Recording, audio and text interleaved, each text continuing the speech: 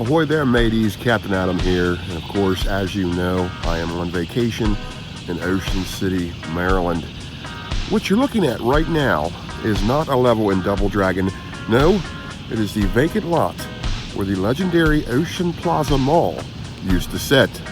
And I say it's legendary because it was a huge part of my childhood.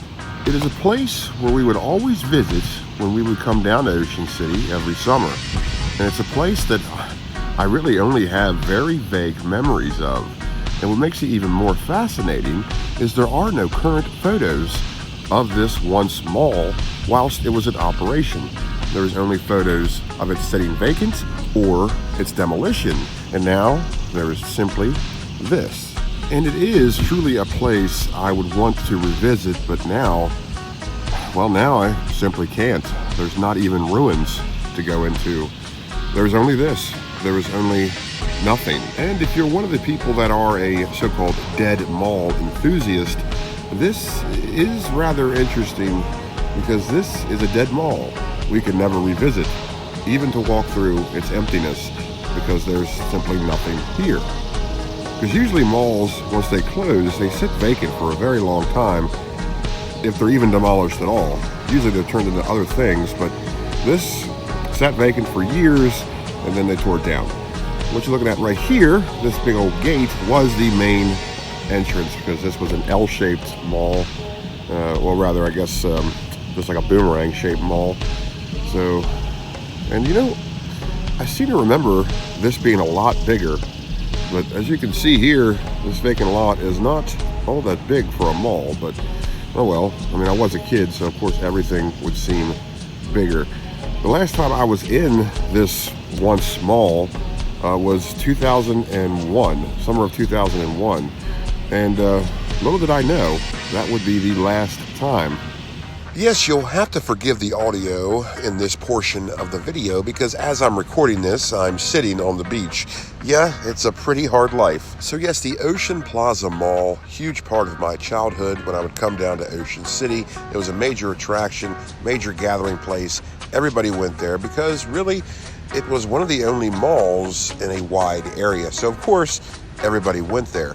And this place exemplified the 1980s even into the 1990s, basically because of its interior aesthetics. Now, it's true, I don't really remember this place all that well, but looking back, the interior design could be classified as a vaporwave vibe. And well, I don't really know how to describe that. I guess just try to think of lots of pastel neon. Now, this mall really wasn't all that special, nor was it unique in and of itself. It had all the basic mall amenities, a food court, hip clothing outfitters, a music store, and an arcade. And it would be these latter two establishments that would go on to shape who I am today. The music store, because this is where my older cousin bought me the 1986 Beastie Boys album, Licensed to Ill. And I listened to it all the time. And even though back then I had no idea what they were talking about, I still liked how it sounded.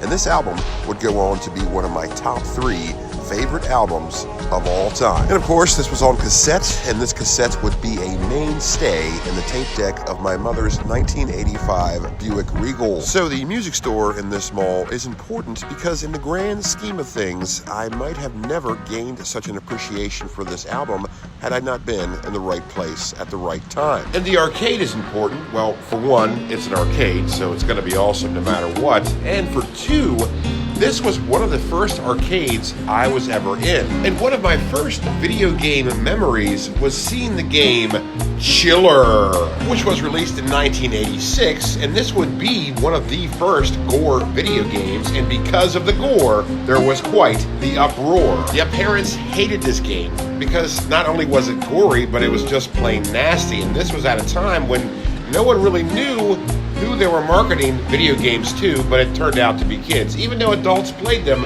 kids would play most of them. Later on in the 90s, Mortal Kombat would get all the glory for being gory, but really, Chiller is the first gore game and arguably gorier than Mortal Kombat. In fact, I'm gonna say it is. Chiller is pretty disgusting, and for parents to see a little kid playing this, Well, you can kind of see why they were mad. One of my main memories of this game is seeing the art on the side of the cabinet and being terrified and infatuated with it. And I was very young when I saw this, and since I saw it in Ocean City, Chiller will always be associated with Ocean City, Maryland to me. And it will always be associated with the Ocean Plaza Mall. So the Ocean Plaza Mall, I mean, it's just brimming with memories for me. For the most part, Chiller has been forgotten, but in recent years, there has been a resurgence in interest in this game, and rightfully so. And there are a million videos about this game out there, so if you want to discover it or revisit it,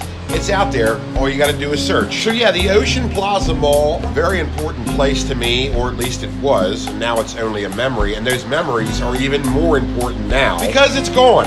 And what makes it even worse is there are no photos out there of when this place was in operation. Or at least I can't find any out there. If you happen to know of any, feel free to share them in the comments or share them to the Captain Adams VHS Pirate Ship Facebook page. I'd really appreciate it because this place is an enigma. So thanks a lot for watching. Be sure to hit subscribe and like Captain Adams VHS Pirate Ship on Facebook.